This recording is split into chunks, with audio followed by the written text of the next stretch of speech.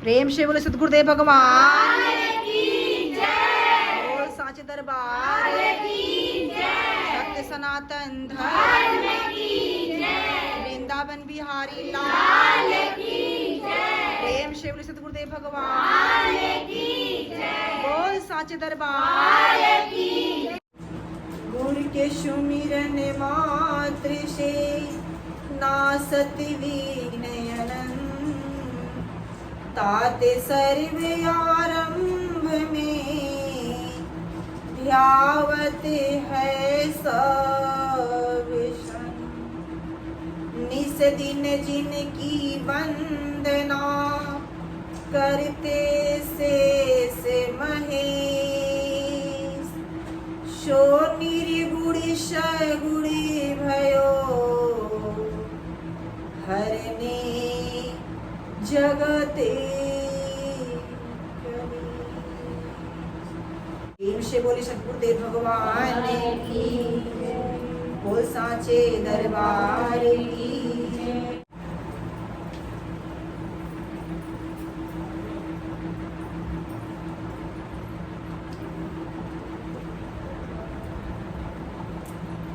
यहाँ पर उपस्थित हमारे प्रिय बहनों, बहुत ही हर्ष का विषय है कि आज हम लोगों को सत्संग सुनने का अवसर। हमारे संत महापुरुषों ने कहा इस सत्संग की गंगा में आने के बाद पापी नहीं महापापी भी पावन।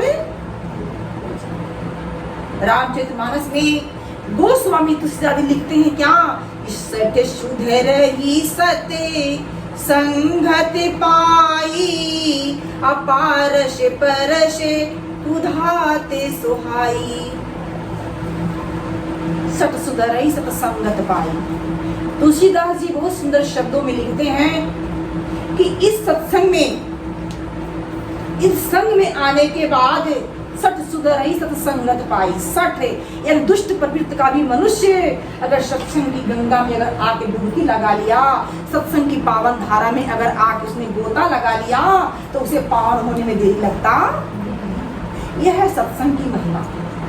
अभी आप लोगों ने भजन सुना कि देखी अजब निराली ये महिमा। अजब निराली है, निराली अजब निराली है। सत्संग में मिलते हैं हीरे अपर मिलते हैं धीरे धीरे। जिसने खोज निकाली ये महिमा सत्संग। सत्संग ही हमें प्रभु से जोड़ता है। सत्संग ही हमें वह प्रभु के मार्ग में लगाता है, प्रभु की भक्ति को हमें बताता है। अगर जीवन में सत्संग नहीं है तो याद किसी कीमत पे आप भक्ति के मार्ग में कभी लग सकते। भक्ति के मर्म को आप समझ नहीं सकते। सत्संग या भक्ति का मर्म समझाता है। जिसने नहीं किया जीवन में संतों का संग, उस पर कभी भी नहीं चढ़ेगा भक्ति का। जिसके जीवन में भक्ति का रंग चढ़ जाता है वह एक ऐसी मस्ती है जिसको अच्छे से चढ़ गया वो कभी उतरता कि आप लोग भजन गाते हैं कि लोग पीते हैं पी पी के गिरते, हम जो पीते हैं गिरते नहीं हैं। तो हमने क्या पिया है? हमने पिया है सत्संग का प्याला। ओ अंगूरों की मदिरा नहीं है, मेरे सांवरे शैलों ने कन्हैया तेरा जलवा कहाँ पर नहीं है। तो प्रभु की भक्ति, उस सांवले सलोने कन्हैया की जलवा कहाँ पर नहीं, हर जगह मौजूद है लेकिन फिर भी नजर आता। उस प्रभु से कोई जगह खाली है? जर्रे जर्रे में समाया हुआ है, हर जगह समाया हुआ, कण कण में बसा हुआ परमात्मा, लेकिन नजर आता। हर जगह मौजूद है पर नजर आता नहीं। हमारे संत महापुरुषों ने कहा योग साधना के बिना उसको कोई, हर जगह मौजूद है। परमात्मा का दो रूप है। कितने रूप हैं? निराकार और साकार रूप धर करके कभी कभी परमात्मा आता है। और आ करके अपने कार्य को करके फिर यहाँ से वह लेकिन जो एक रूप है, जो निराकार है, वो आता जाता नहीं, वह नित्य नहीं, हमेशा वो यहाँ पर मौजूद रहता है। उससे कभी धरती खाली होती नहीं है। और उसी निराकार शक्ति का, वही निराकार शक्ति का बोध कराने के लिए समय समय पर इस धरती पर सतगुरु संत यहाँ पर मौजूद। किसका बोध कराने के लिए? निराकार परमात्मा का जो एक रूप है, उसका बोध कराने के लिए इस धरती पर संत महापुरुष समय समय पर, क्योंकि संत महापुरुष से कभी धरती खाली होती नहीं।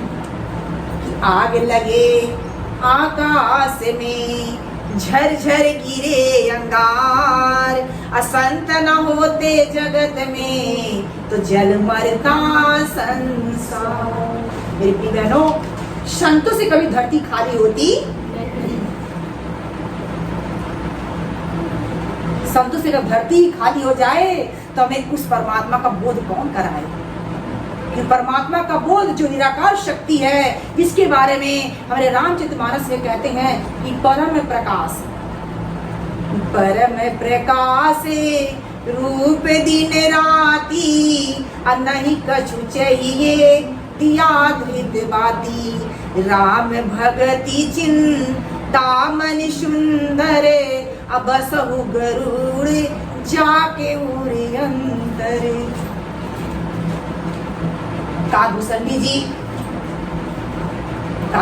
गुरु जी को समझा रहे हैं, राम भगत चिंता मन सुंदर। क्या समझा रहे हैं? वो राम की भक्ति, वो प्रभु की भक्ति जो सभी चिंताओं को क्या कर लेती है? हर लेती है। सभी चिंताओं को हर लेती है। कौन सी भक्ति? वो प्रभु की भक्ति सभी चिंताओं को हर लेती है। कहते हैं कि जो उसके हृदय में, जिनके हृदय में वो ज्ञान के रूप में प्रकट हो जाता है। किस रूप में? ज्ञान के रूप में। ऐसे नहीं, ऐसी थोड़ी चिंताओं का हरण कर लेती है। जिसके हृदय में वो ज्ञान के रूप में प्रकट हो जाता है, उसके हृदय में दिन रात परम प्रकाश हो जाता है। क्या हो जाता है? परम प्रकाश हो जाता है। उस ज्योति को जलने के लिए, वो परम प्रकाश को जलने के लिए दिए, घी और बाती की जरूरत नहीं। वो बिना तेल बाती का जलता है।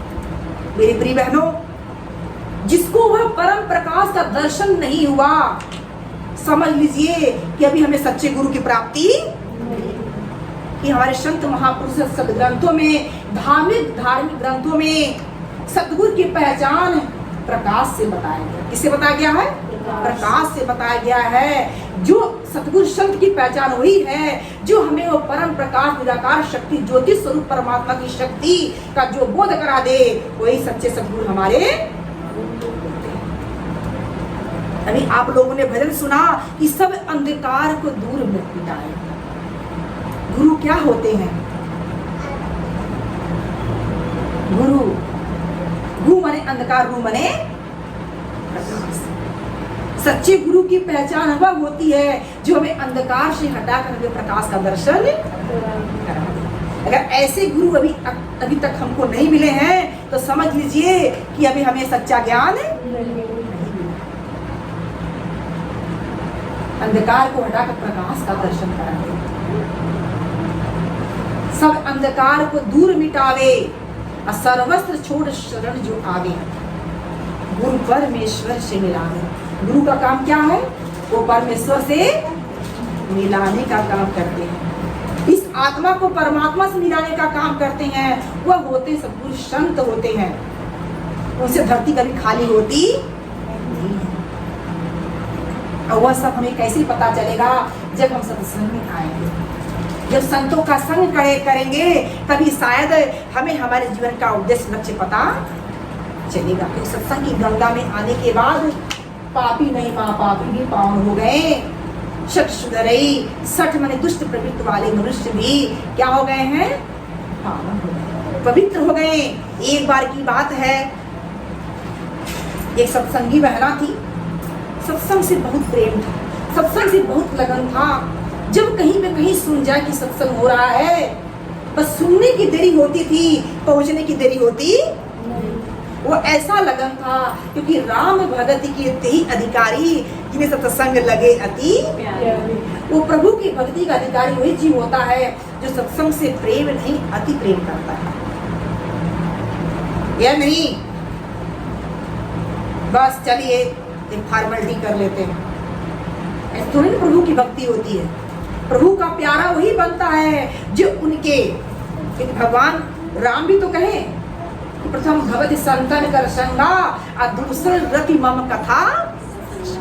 पहली भक्ति बताए हैं केशवरी, पहली भक्ति है संतों का संग, और दूसरा क्या बताए हैं कि मेरे कथा प्रसंग में क्या हो, रति यानी प्रेम हो। क्या हो?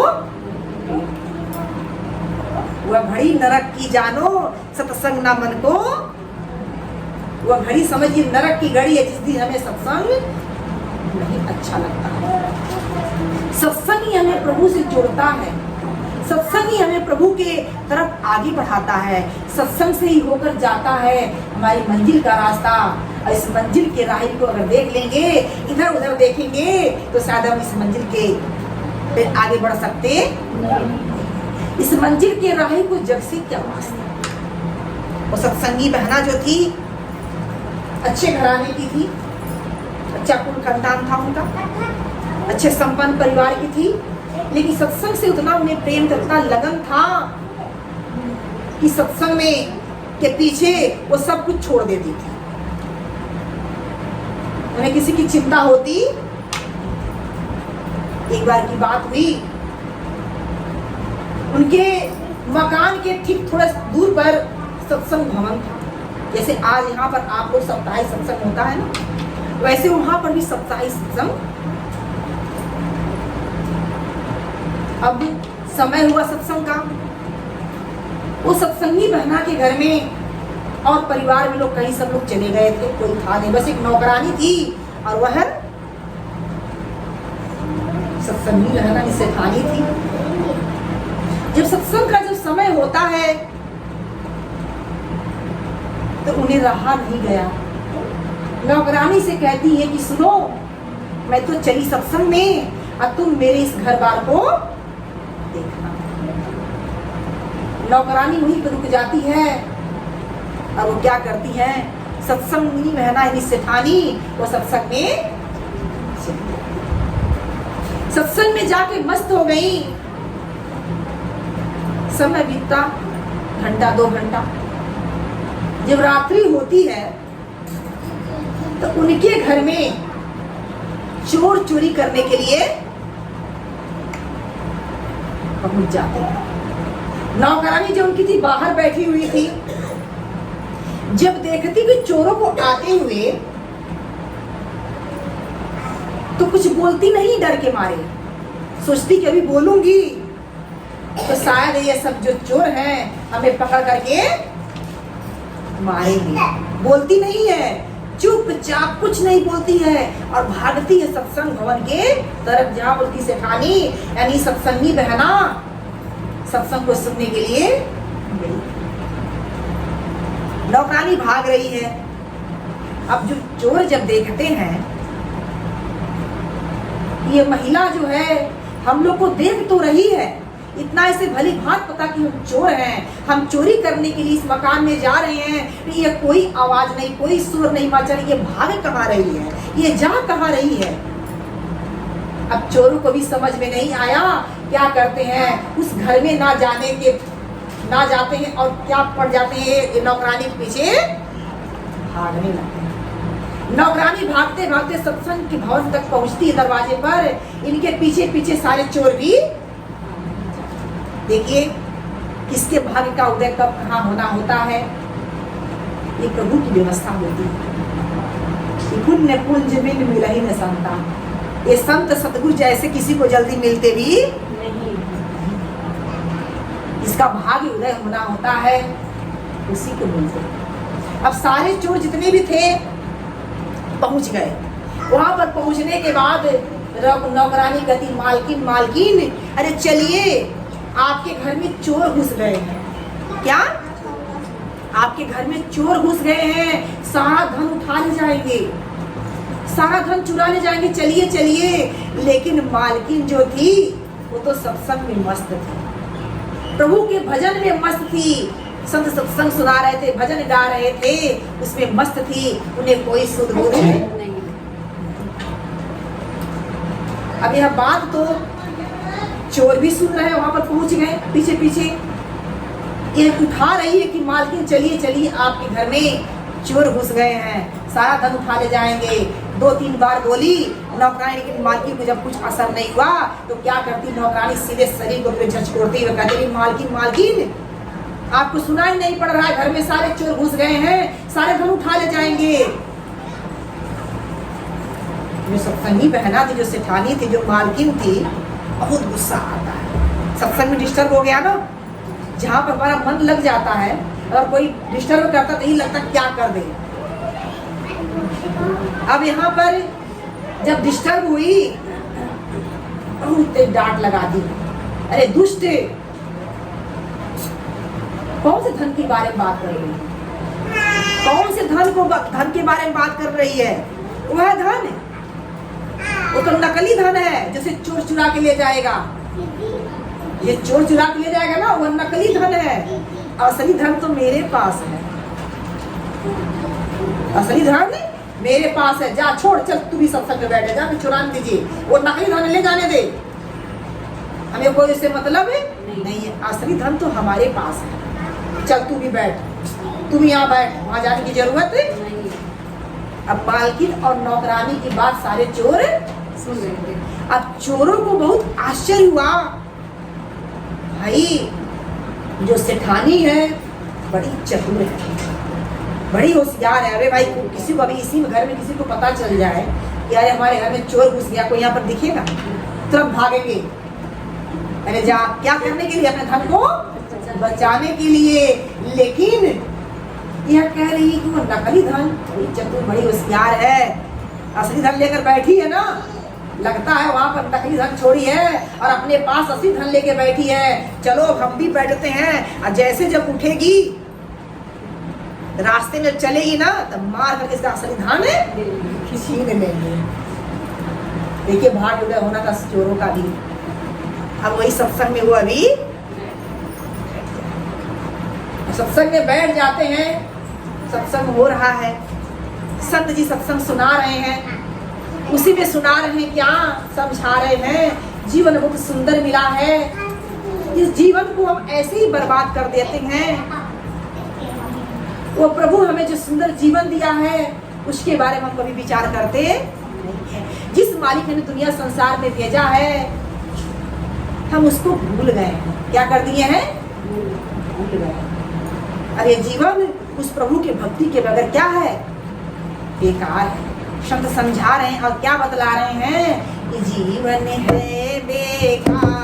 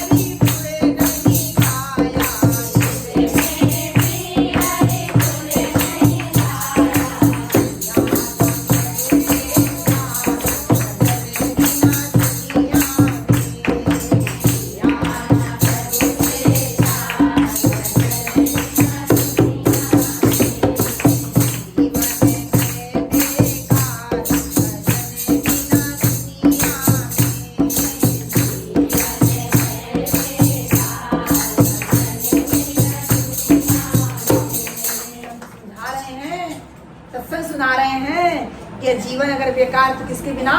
भजन के बगैर बेकार है। लेकिन समझ में नहीं आ रहा, चोर तो बैठे हुए हैं असली धन के इंतजार में। यहाँ से धानी मस्त है सत्संग में, और जो नौकरानी थी वो भी सत्संग में मस्त हो गई, सब मस्त होकर सुन रहे हैं, लेकिन चोरों का मन नहीं लग रहा है। लेकिन जैसे यह कड़ी गाते हैं संत, धन दौलत और महल